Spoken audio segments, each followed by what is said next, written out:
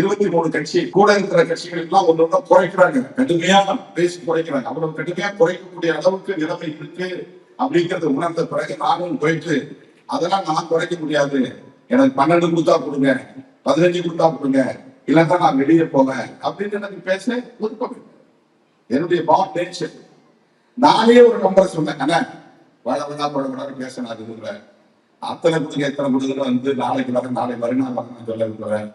8 தொகுதி கொடுங்க, நான் கையெழுத்து போடுறேன். நானே 8 தொகுதி முடிவு பண்ணி நானே கையெழுத்து போட்டேன்.